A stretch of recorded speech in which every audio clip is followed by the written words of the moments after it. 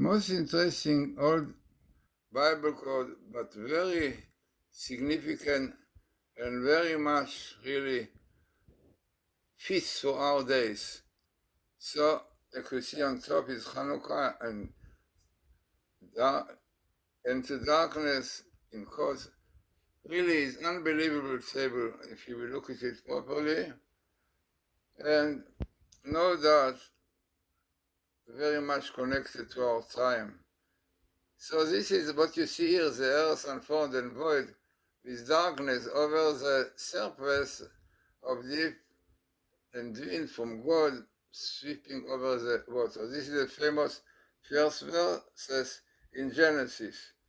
And our Rebbe tells us that darkness is against the exile of Greeks, which brought lots of darkness to Jews. So let us see now the table, unbelievable one. So here you have in red darkness in the Greek would darken Israel's eyes with their decrees. This is what our Rebbe said in the Bereshit Rabbah.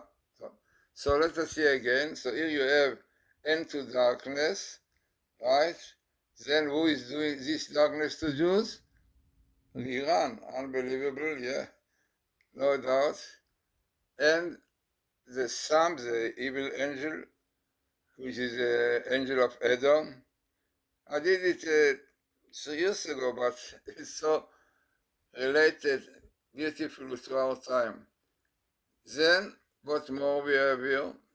We have here Chanukah, definitely. Yeah, we speak about Chanukah. And the evil forces of the Satan, Amalekite. You can see Amalek, letter after letter, with the heavenly angel of it, Samael. Unbelievable.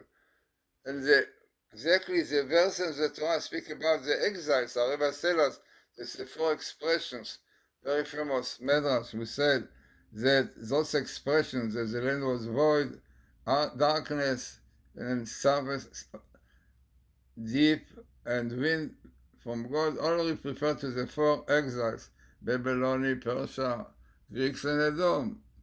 Then you can see also the amazing verse which tells us he placed the lampstand in the tent of meeting, opposite the table. This is exactly the unbelievable phenomena that tables which I found about Chanukah appeared exactly in the story of the menorah and just the tent of meeting, which is also unbelievable if you follow properly this.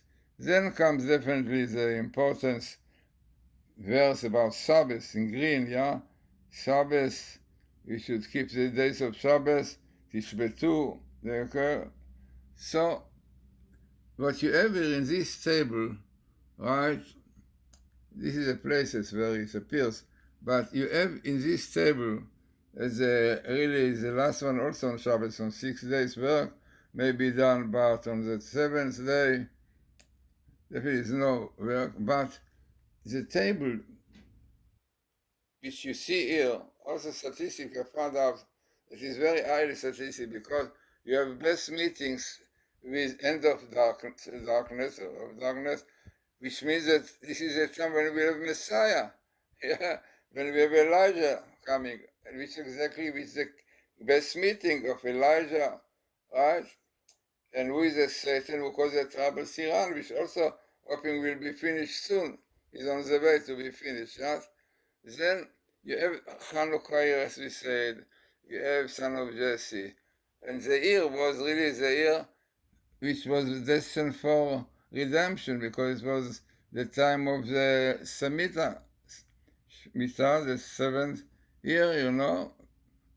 Then, as I said, what is also very interesting that it appears exactly when the Torah speaks about the exiles, the Jews will go through, and the most important one is the Greeks, yeah.